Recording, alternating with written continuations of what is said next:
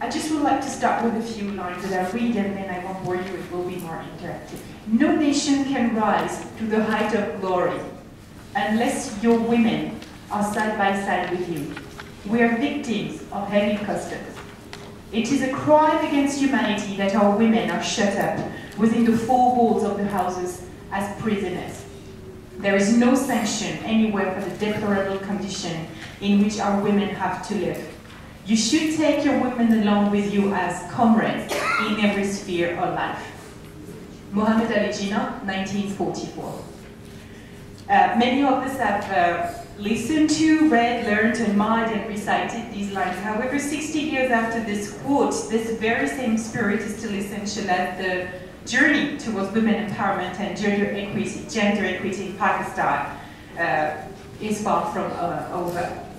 Furthermore, in this current era of globalization and extra media mood, it now makes it impertinent to enlarge the journey, multiply our reading grids, and address the issue of gender-based violence at various levels.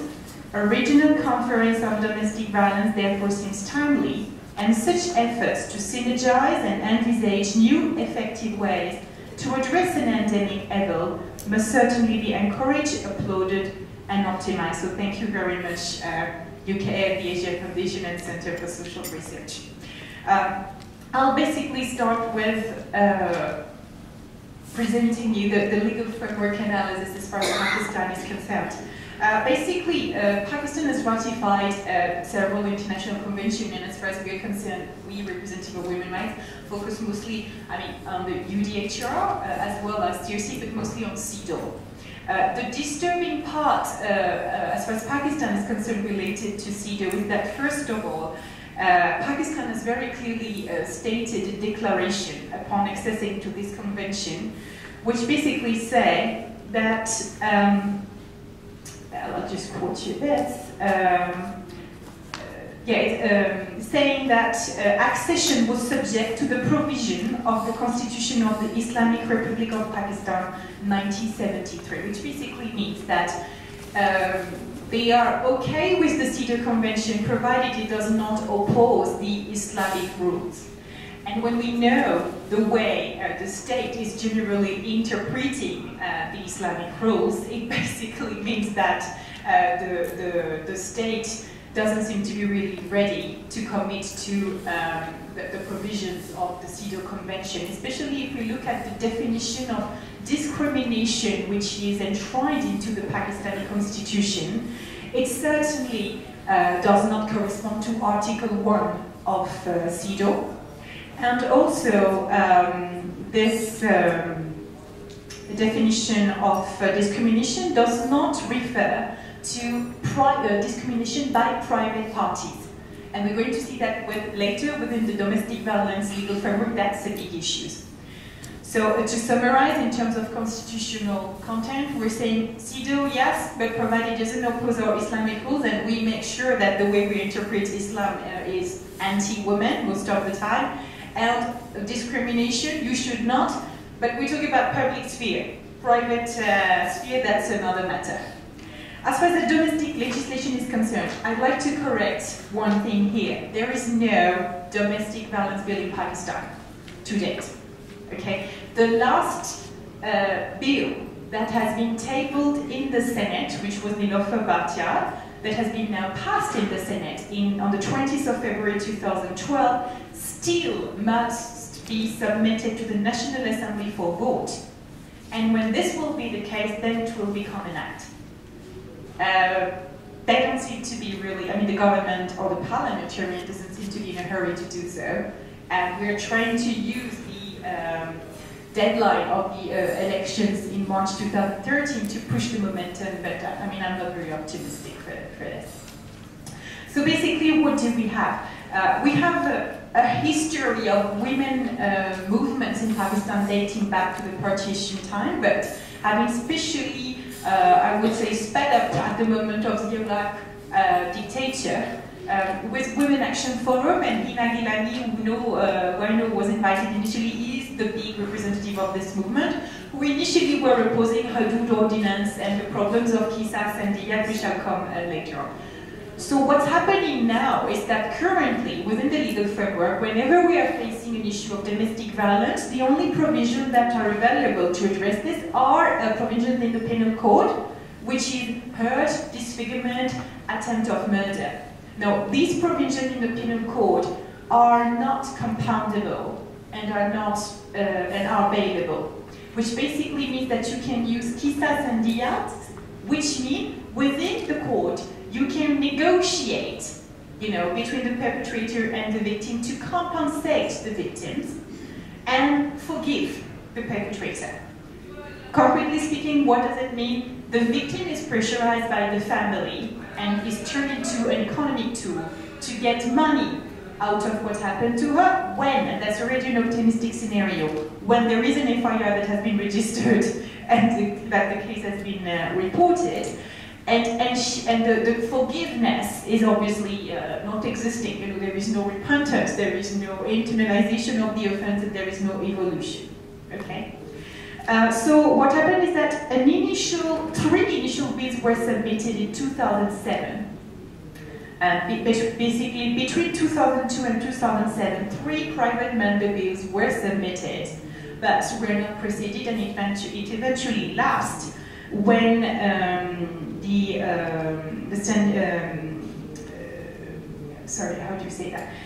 when the National Assembly was dismissed in 2007.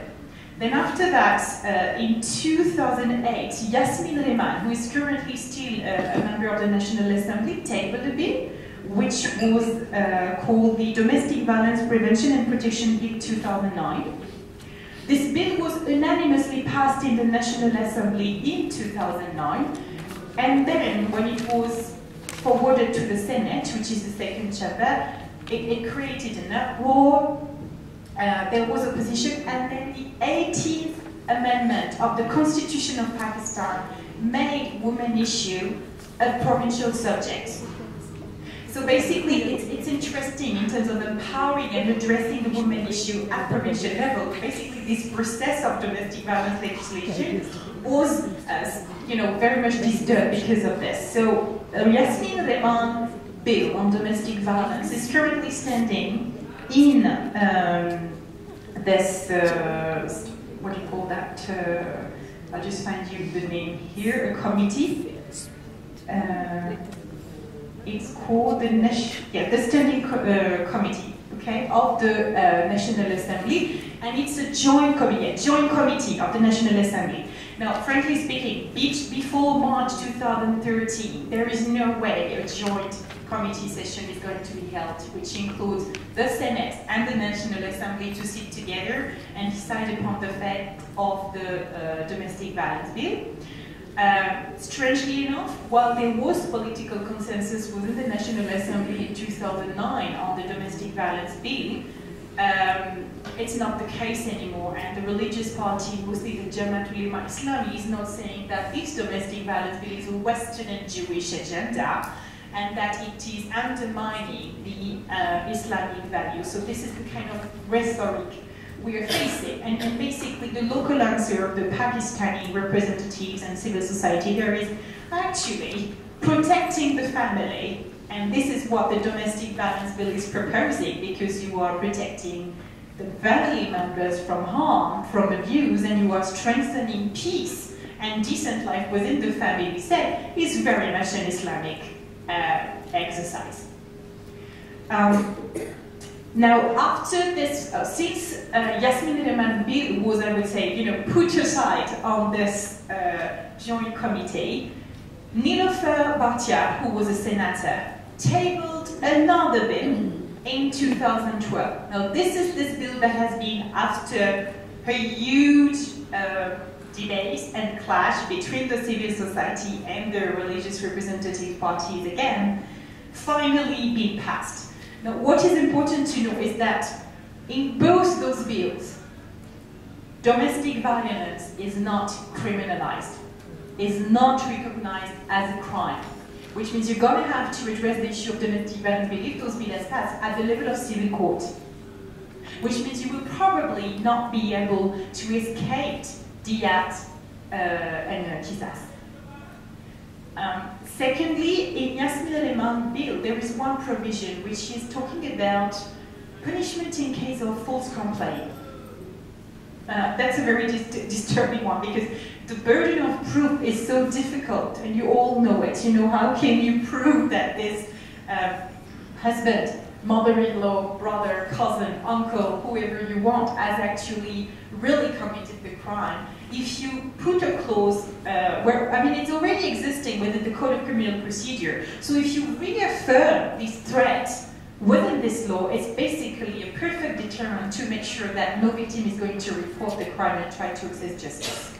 So what we just need to understand here is that whether Nilofer Bhatia bill comes into the National Assembly, or if the Joint Committee is working on Yasmin Aleman bill, and that's again a very optimistic scenario, the civil society and the sensitized parliamentarian must absolutely take action to make sure that, first of all, domestic violence is recognized as a crime, and secondly, that this clause regarding false complaint is removed from the law. That's an essential aspect. If we also look at the budget allocation to address domestic violence in Pakistan, basically there is definitely no domestic violence specific budget in the country, because domestic violence is not even recognized. Okay. So what you have a budget which is basically allocated for women through the Women Development Department at provincial level and through the Ministry of Human Rights at federal level and at provincial level, two departments as well. What is very important to understand here is that this budget, which is usually very insufficient and which is in majority allocated for what you call non-development funds, which means you will use and buy a lot of furniture, pay utilities, but in terms of women development programs, that's another story. So it's very limited, it's highly insufficient, and because of this, the shelter, the structures of rehabilitation, and I'll come later to this, are suffering. In Khyber Pakhtunkhwa, all the shelters for women have been shut down because they do not have enough funds. So basically, coming back to those legislation, I'm sorry, the scenario I gave you here was about pre-constitutional amendment and then post-constitutional amendment, and I gave you the example of the situation at the federal level. Now, at provincial level, sorry, I should have done that before. If we look at Balochistan, the domestic violence bill has been vetted by the law department at provincial level. There is supposed to be a committee, again, which is supposed to review it, headed by Mr. Zardari. We don't know when this committee is going to meet. As far as Khyber Pakhtunkhwa is concerned, the domestic violence bill was proposed to the law department and discussed within a select committee. Huge opposition from several parties in Khyber Pakhtunkhwa, and again, we are waiting for the feedback of this committee, the select committee, who's supposed to, say when we table it. Now, Sitara Ayaz, who is the Minister for Social Welfare at provincial level for Khyber Pakhtunkhwa, is claiming that in the January session at Provincial Assembly, she will table this bill along with another bill for RAG, which is another tradition, anti-women tradition, and hopefully the comprehensive accident crime bill.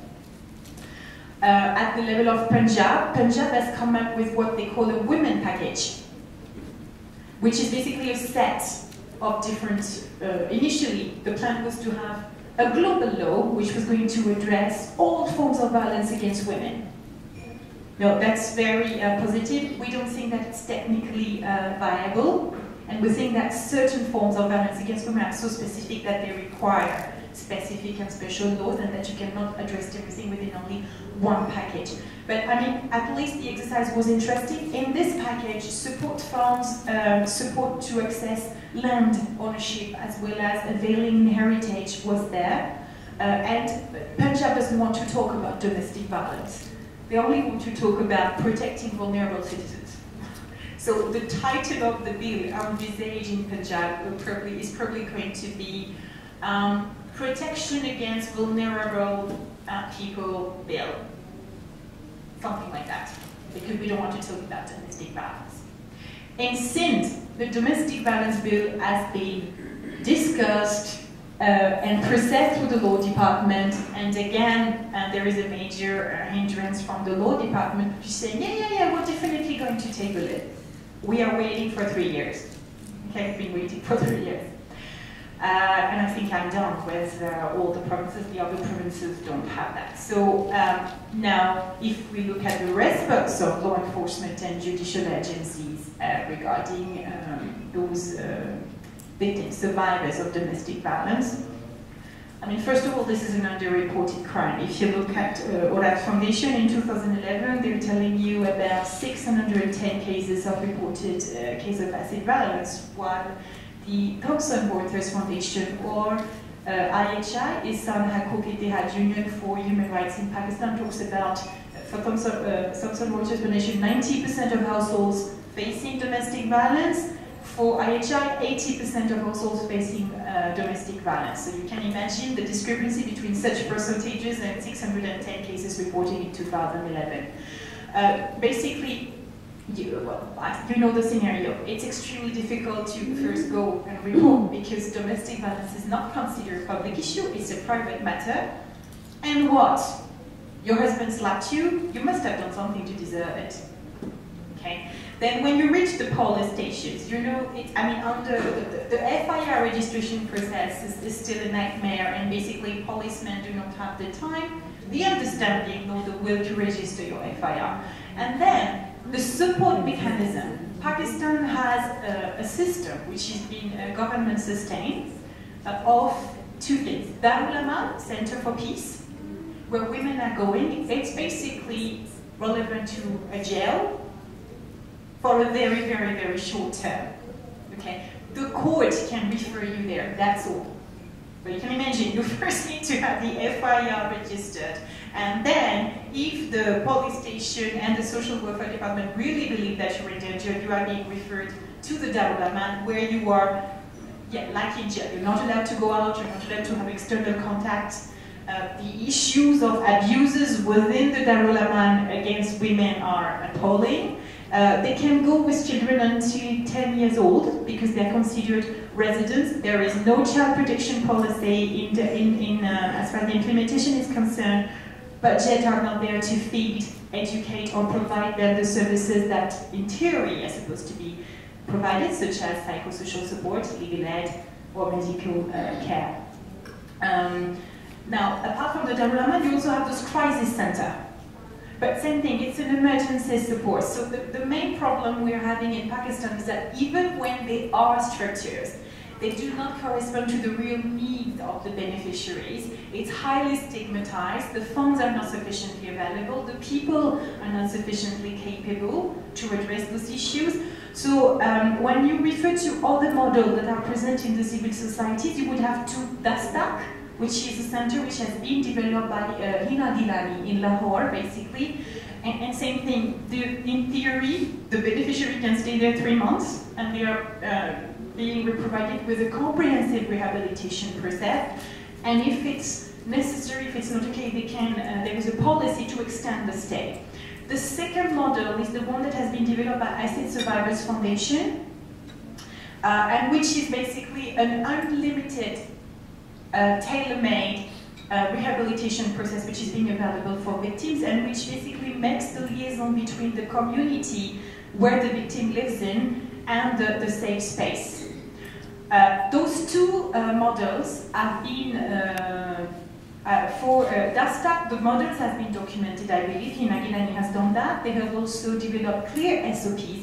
And for Acid Survivors Foundation, it's starting, and actually Asia Foundation is, and UK are going to, Asia Foundation and USA, and ORAT Foundation, one of the biggest organizations in Pakistan, the biggest organization in Pakistan related to women's rights, are going to work with Acid Survivors Foundation to document this process, develop manuals, and then share this with, and that's a pilot project in Multan. The government of Punjab, with Ministry of Health, is planning to build up a rehabilitation center for acid and burn survivors. So it's an interesting process in terms of documenting this. Now, if we look at the law, and I'll close on this because I'm getting short, the problem of basically what's happening in Pakistan is that there is a political dilemma. Which vision do we want to have, Jinnah, or do we want to have a more religious vision? Until and unless the government is not very clear about the vision it wants to develop,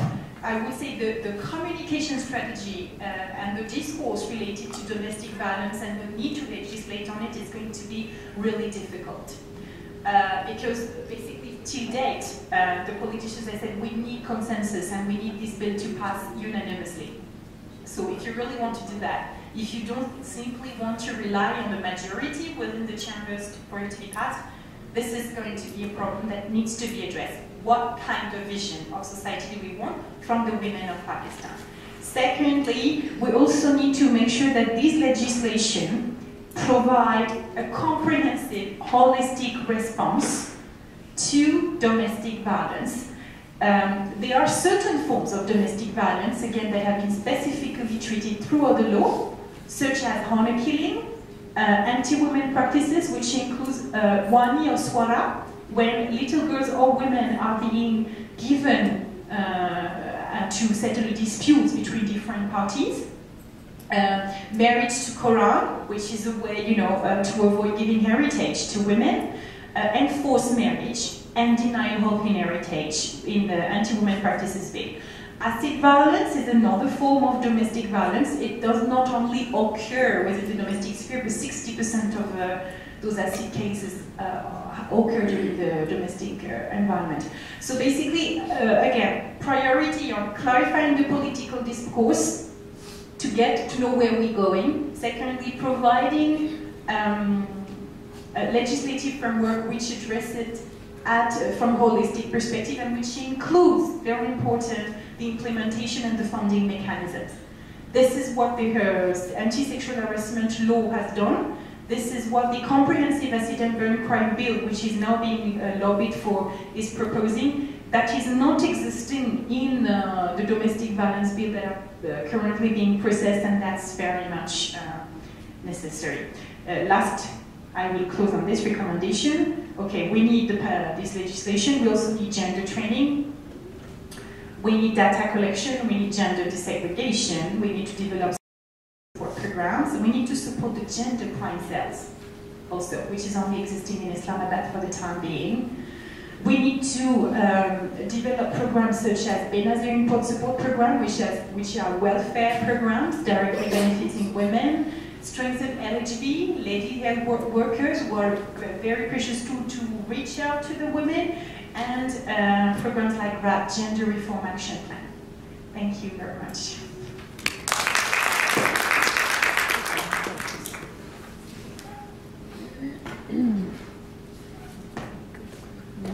Thank you very much, Vandali. You gave the extensive information which was lacking since yesterday we were waiting here, the sharing. I think everybody got the right information how the situation in Pakistan as well.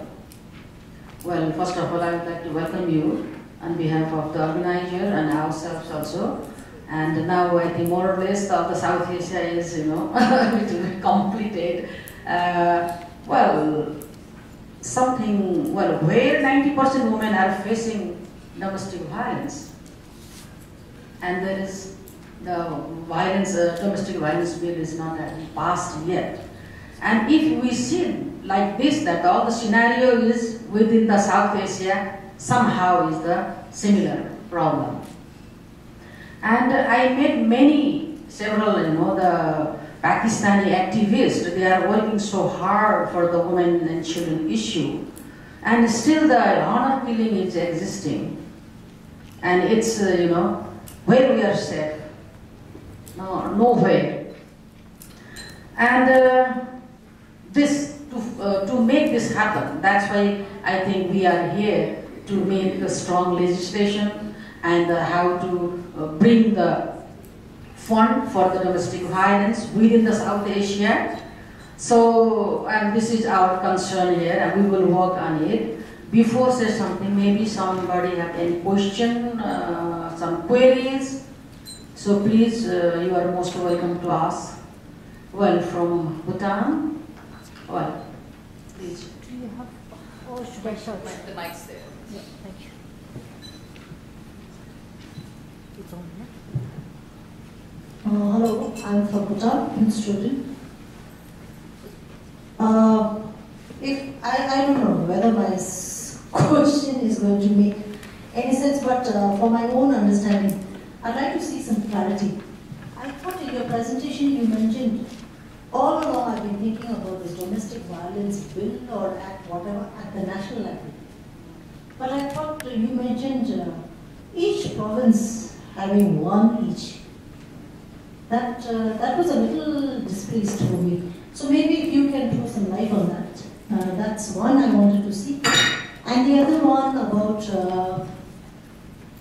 the domestic violence, the opposition that you get towards it, and then more in the sense, you mentioned that one of the provinces was making a suggestion about making it more for vulnerable.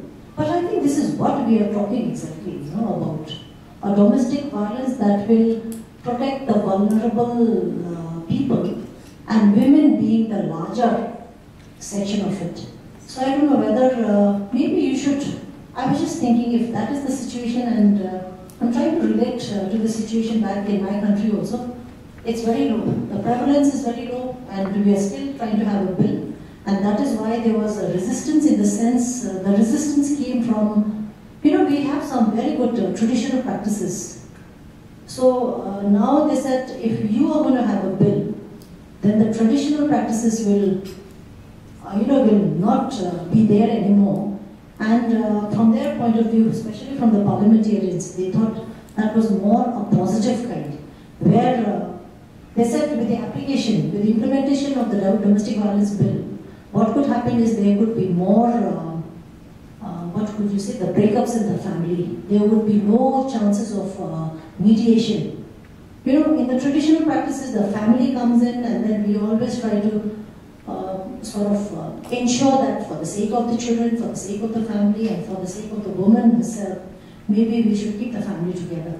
For positive reasons. But I know you just mentioned also that there are other reasons, negative ones, where the family could come in and then sort of suppress the victim. So maybe if that is the case, I thought maybe Pakistan, if domestic violence is a very negative kind of term that comes in, maybe you should go for the vulnerable kind of thing, but put the domestic violence there in the bill to ensure that it is there, at least to begin with. Thank you very much.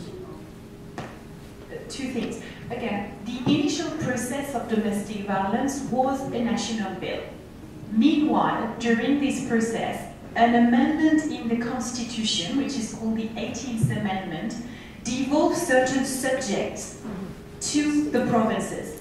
Among these subjects, women issues was one of it. Is it law and order or women issues? No, women issues. Law and order, it depends, because that's another criminal law. To some extent is devolved, not all. Okay, so that's a very complex. If you deal with the PBC and the Code of Criminal Procedure, this is a national issue. If you deal with special law, it's a provincial issue.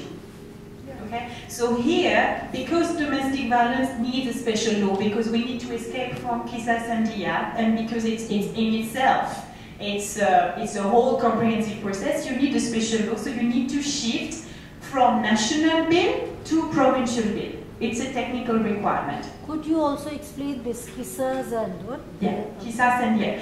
It's an Islamic provision which is present in the Sharia, which is, Kisas is basically, I would say it's the Islamic version of what's happening in the US, okay? You can negotiate the crime financially, okay? According to financial terms. Which is not totally absurd, because when you're a victim, you need economic support. The only problem is that Kisas means compensations and diyat means forgiveness, but forgiveness includes real repentance, realization from the perpetrator that he did wrong, and commitment to change and evolve so that the wrong doesn't occur anymore. Okay? I mean, from a psychological, humanist and societal perspective, that's an ideal solution, but in reality, it's never like that. The victim is pressurized, okay, to remain silent, accept whatever her fate will be. Whenever there is a compensation, it goes to the family. She never benefits it, let's face it, okay? And she goes into further victimization in any case. So it's basically ill-used. And it stops the victim from accessing any kind of justice. As far as breaking up the family is concerned, I understand what you mean when you say that there are very good practices at community level. The thing is, for a woman in Pakistan, before she takes the decision to go to the court, a lot of mediation has already taken place because, as you say it is part of the community practice. I mean, a woman needs to go through hell, okay, before deciding to go to court. And when I'm talking to you about cases of domestic violence, you see, I understand the process of trying to keep the family safe. It's important, provided this process does not further victimize the victim. And to do so, your community practices also need to ensure justice, which is not the case most of the time in Pakistan. It's just making sure that the victims remain silent and accept whatever her fate will be.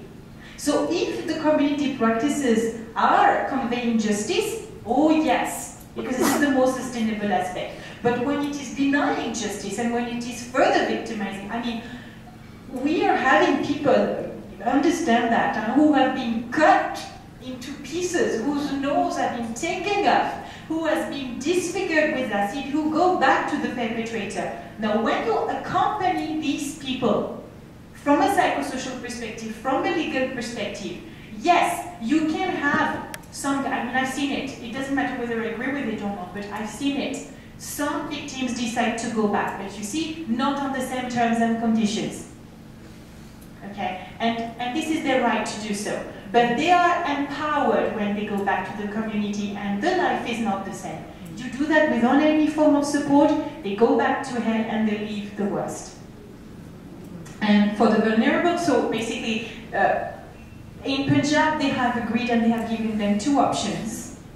Okay, you don't want to talk about domestic violence, let's talk about vulnerable people. I agree with you, if in practice it serves the beneficiary well enough, but let's not fool ourselves here as well. Not using the word domestic violence means that you're still stuck into the fact of not accepting the fact that what is happening into the private sphere, when it is unhuman against any universal values, is still okay.